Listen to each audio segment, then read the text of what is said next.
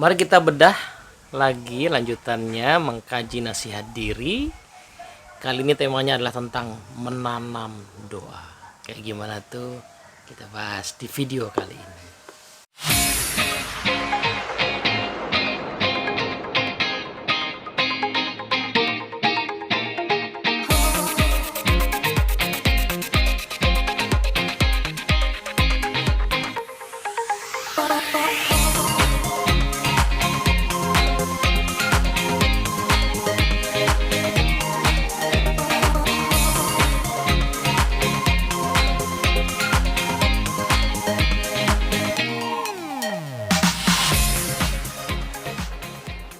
Oke, assalamualaikum warahmatullahi wabarakatuh. Halo teman-teman semua, kita lanjutkan bedah kaji nasihat diri kita. Kali ini kita masuk ke kajian bahasan nomor 12. Judulnya adalah menanam doa. Esensinya ada pada kalimat tanamlah doa di kala lapang agar dikabulkan doa di kala sempit.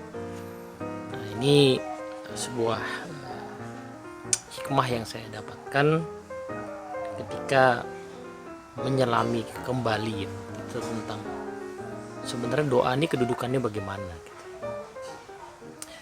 Karena doa ini sebenarnya sebuah permohonan, itu bisa ya kita pandang dia sebagai sebuah permohonan, cuman pengkabulannya kan tidak dalam kendali kita ya. Jadi bisa iya, bisa tidak gitu. Tapi doa juga punya posisi sebagai ibadah itu sendiri. Gitu. Jadi berdoa itu sendiri sebuah ibadah, meskipun bisa dikabulkan, bisa juga tidak. Gitu. Nah itu apa namanya pergulatan saya waktu itu, sampai kemudian dapat sebuah pemahaman bahwa ya sebenarnya pemahamannya udah ada di mana-mana ya. Kalau kita baca buku-buku karya para alim ya kita pasti akan dapat jawaban. Cuman yang namanya pemahaman itu kan harus kita alami ya. Kita tahu harus kita alami, baru kemudian kita bisa mendapatkan sesuatu berdasarkan kapasitas pemahaman kita sendiri. Nah, tanamlah doa di kala lapang agar dikabulkan doa di kala sempit. Jadi salah satu cara memahami cara kerja doa ini, oh ya, ada pandangan lain ya tentang doa. Saya pernah tulis ini beberapa tahun yang lalu. Doa itu sebenarnya secara psikologis ya, kalau menggunakan background ilmu saya juga di NLP, jangan-jangan fungsinya lebih kepada mind setting gitu ya, karena biasanya sebuah doa adalah sesuatu yang kalau dihayati dia akan men-setting pikiran kita pada kondisi tertentu. Nah, settingan ini nanti mempengaruhi perasaan kita dan akhirnya mempengaruhi tindakan kita, mempengaruhi ikhtiar kita. Nah, ikhtiar itulah yang kemudian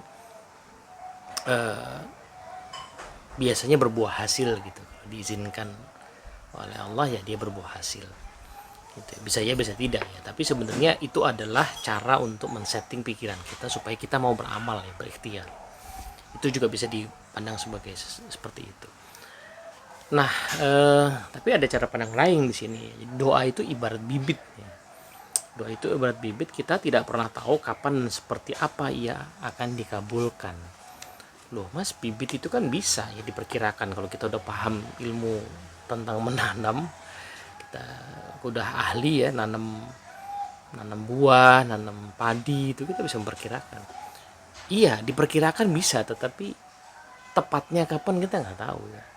Gitu, makanya kegiatan para petani ya, itu kegiatan yang sifatnya menjaga dan menunggu ya.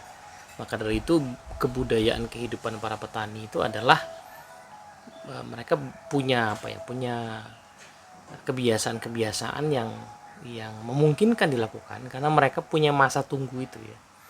Punya masa tunggu yang di sela-selanya adalah kegiatan merawat gitu. Jadi kita nggak pernah tahu kapan doa kita akan dikabulkan, tapi yang jelas dia bibit ya. Namun yakinlah bahwa ia pasti akan tumbuh sebab janjinya tak pernah luput.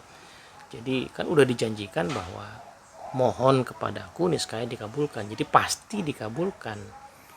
Cuman pastinya itu kapan dan seperti apa pengabulannya emang nggak pernah diinfokan. Itu bukan bagian dari kewenangan kita. Nah, jadi seperti bibit itu tadi ya, doa layaknya bibit ya, dan layaknya bibit doa yang kita panjatkan mestilah sesuatu yang baik, hingga layaklah kita berharap hasil yang baik pula. Jadi kalau diumpamakan doa ini seperti bibit, maka yang kita tanam harusnya sesuatu yang baik, yang bagus, ya, bibit unggul lah gitu ya. Jadi nggak sembarangan, makanya kita perlu pikirkan betul ya, pilih-pilih betul. Kalau sudah ada doa yang bagus yang diajarkan, ya kita pelajari, kita hayati, kita pahami. Di luar itu semua ya kita boleh kan berdoa apa saja, tapi pastikan doanya yang bagus-bagus gitu ya, bukan doa untuk kecelakaan orang. Meskipun ya seolah-olah kan kita berhak ya, kita habis dicelakai orang lalu kita berdoa kecelakaan orang, itu kan sepertinya berhak ya. Cuman ya kalau kita mengibaratkan doa seperti bibit, mungkin bagusnya ya agak berat sih pasti ya, kalau kita dicelakai orang agak berat untuk memilih doa yang baik bagi orang itu ya. Misalnya mendoakan orang itu tobat, misalnya dapat hidayah, misalnya, itu memang agak challenging. Sebab tak akan tumbuh buah manis jika ditanam sembarang bibit. Jadi kalau kita ngasal nanamnya ya pasti nggak akan tumbuh buah yang manis gitu ya kan. Yang kita harapkan kan buahnya manis nanti kan. Jadi bagusnya memang kita pilih doa yang bagus-bagus. Persis seperti bibit pula, doa pun perlu perawatan. Sirami ia dengan ilmu dan amal hingga tumbuh subur dan berbuah ranum. Jadi karena metaforanya bibit tadi, maka tidak bisa kita nanam terus kita biarin kan. Kita harus rawat dia ya, kita kasih pupuk, kita jaga ya, kemudian bahkan di umur tertentu tanaman tertentu tuh dikasih pengaman gitu ya. Kalau pohon misalnya supaya tidak dimakan ulat, kemudian dikasih semacam penutup gitu ya. Proses perawatan menjaga itu perlu dilakukan ya. Nah, dalam konteks doa ini seperti apa ya, dengan ilmu dan amal.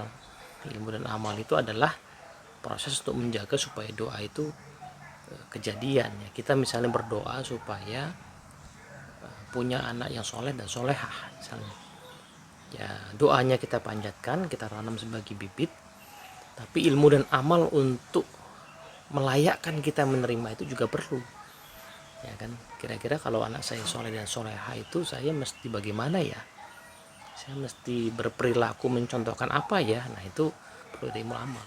Kalau kita berdoa pengen punya rumah gitu ya, dengan ukuran tertentu, dengan fasilitas tertentu, ya kita mesti nambah ilmu dan amal. Kira-kira punya rumah kayak gitu tuh ilmunya kayak gimana ya, ilmu untuk bisa punyanya dan ilmu untuk memanfaatkannya kan gitu.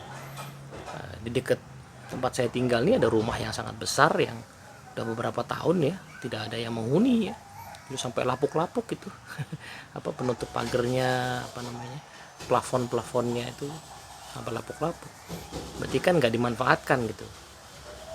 Jadi rumahnya ada tetapi tidak termanfaatkan, ini kan mubazir. Jadi kalau kita berharap punya rumah, maka kita perlu punya ilmu.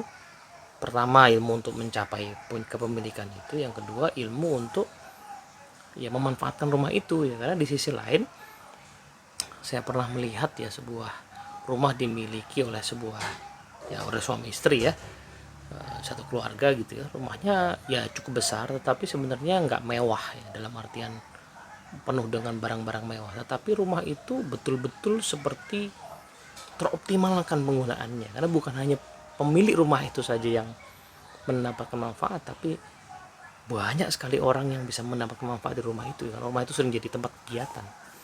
Itu misalnya kan gitu.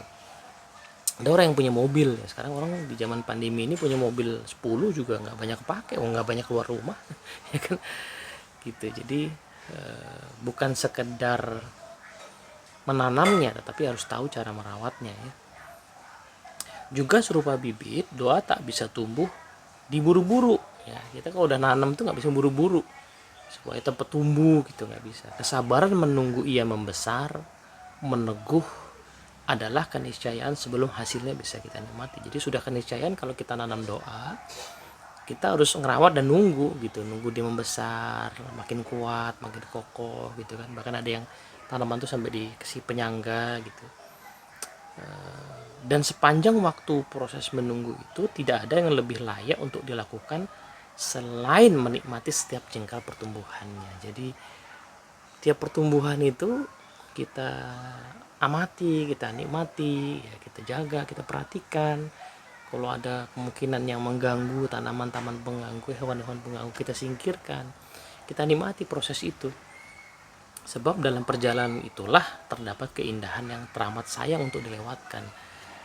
Mungkin teman-teman pernah nonton ya, ada video yang mungkin saya yakin syutingnya lama ya, tapi begitu dicepetin tuh itu gambaran tentang bagaimana bibit yang ditanam kemudian dia berbuah, dan yang luar biasa indahnya tuh pada saat dia menembus tanah gitu, menunjukkan tunas dan terus membesar gitu ya. Itu kan pasti prosesnya lama, tapi begitu dicepetin tuh jadi kelihatan keindahannya itu kan. Nah, proses menunggu itu harusnya kita nikmati ya sebagai perjalanan ya, sama dengan kita menikmati perjalanan pertumbuhan seorang anak lah gitu, yang udah punya anak ngalamin ya. Jadi bagaimana indahnya ya dia dari tidak bisa bicara lalu bicara satu kata, bersuara berbicara satu kata, merangkai kalimat gitu ya, akhirnya bisa berargumentasi. Itu kan kita menikmati keseluruhan ya, perjalanan itu ya kan? Karenanya para petani tahu persis mereka tak bisa menanam bibit dan mengharapkan hasilnya dalam sehari. Jadi karena seperti bibit ya nggak bisa kita harapkan langsung jadi. Kalaupun jadi ya itu keistimewaan lah ya. Menanam adalah kegiatan di masa lapang, sehingga kita bisa berharap ia berbuah di masa sempit. Jadi di masa lapang lah kita harusnya menanam, supaya pas di masa sempit buahnya udah ada. Ini terlambat. Kita belajar dari kisah Nabi Yusuf kan ya. Pada saat masa subur ya ditanam gitu, kemudian disimpan karena nanti akan ada masa paceklik gitu. Nah, kita yang di masa sulit itu kesulitan dapat sumber daya, dapat resource, barangkali karena di masa lapang jarang nanam ya kan. Nanam doa tadi, nanam doa ya, nanam ya, tadi perlu waktu, semuanya perlu waktu untuk terwujud, perlu waktu. Orang tua yang tidak pernah mendoakan anaknya supaya jadi soleh dan solehah ya nggak bisa tiba-tiba mengharapkan anaknya pas gede soleh sendiri gitu ya. Itu nggak bisa. Kita harus doa terus dan merawat itu, baru nanti kita bisa berharap. Meskipun ya Allah bisa punya kehendak apapun sih ya kan. Dan pada saat seorang anak dewasa kan dia bertanggung jawab atas dirinya sendiri, tapi ya logika realistisnya adalah kita tanam di masa lapang, mumpung masih kecil-kecil ini kita doakan dan dirawat tadi itu dengan ilmu dan amal, supaya nanti pada waktunya bisa dipanen gitu, pada waktunya dia jadi anak yang soleh-soleha. Demikian pula doa yang mesti ditanam justru di kala lapang hingga tak hadir sesal di kala sempit. Jangan sampai udah jatuh sejatuh-jatuhnya baru berdoa. Bukan nggak boleh ulang lagi jatuh ya harus emang berdoa, tetapi yang suka menjebak kita kan masa lapang tuh. Masa lapang kita jarang berdoa atau terburu-buru berdoa ya. Kondisi lagi baik-baik saja, sholat atau berdoa itu seadanya, tidak sungguh-sungguh, tidak khusyuk, tidak dengan sepenuh hati. Iya, nanti pas lagi sempit jadi agak susah. Ini nasihat buat diri saya sendiri sebenarnya ya. Dan aku tidak bermaksud mengatakan bahwa kesempitan itu ada di dunia. Kesempitan sejati adalah di jalan keabadian nanti. Yang dimaksud di bahasan ini, kesempitan itu bisa jadi tidak di dunia ya. Bisa jadi ada orang yang di dunia hidupnya kayaknya baik-baik saja. Masalahnya adalah akan ada kesempitan yang menunggu kita di akhirat nanti, yang jauh melebihi kesulitan seperti apapun di dunia ini. Nah, itu panennya kita ya. Panennya kita tuh nanti pas kondisi itu, maka nanamnya harus sekarang gitu. Doa minta dijauhkan dari api neraka misalnya, itu panennya nanti ya. Pas kan ada ceritanya tuh kan, yang dua orang kawan gitu ya, dua orang kawan, yang satu ini ya jalannya lurus lah, yang satu ini membelokkan tapi nggak kena ya, nggak berhasil gitu ya, tapi mereka berteman. Nanti di akhirat kan gitu tuh, yang jalannya lurus itu tiba-tiba keinget gitu kan, kalau nggak salah gitu ceritanya, temanku tuh mana ya. Nah, lalu minta izin supaya bisa ngelihat, terus melihat ya temannya lagi ada disiksa begitu. Respon pertamanya bukan kasihan ya, respon pertamanya adalah hampir aja kamu ngajak aku ke sini. Nah, itu buahnya kan di situ. Di masa ketika tiada amal kan dicatat lagi, ialah masa memanen segala yang kita lakukan kini. Jadi begitu usia kita selesai kan itu tinggal panen kan. Itu tinggal panen, nanamnya ya sekarang. Jadi terlambat kalau pengen nanam nanti nggak bisa lagi, udah selesai masa panennya. Menyadari ini, adakah kau rasa berat untuk menjadi pribadi yang taat? Wahai diri, waduh ini berat banget ya. Sedang apa yang kau lakukan kini adalah apa yang akan kau nikmati di keabadian nanti. Ya moga-moga teman-teman yang nonton video ini juga ikut mendoakan saya ya, dan mendoakan siapapun yang nonton video ini untuk ingat-ingat sering-sering berdoa, karena murah banget sebenarnya doa itu ya. Sangat ringan gitu effortnya, dan tidak harus dengan bahasa Arab ya, tidak harus belajar agama yang tinggi-tinggi, kalau bisa bagus ya. Tapi sering-sering, karena ya itu bibit yang perlu ditanam. Sudah terlambat kalau kita pengen manen sesuatu yang tidak pernah kita tanam. Moga-moga bermanfaat. Assalamualaikum warahmatullahi wabarakatuh.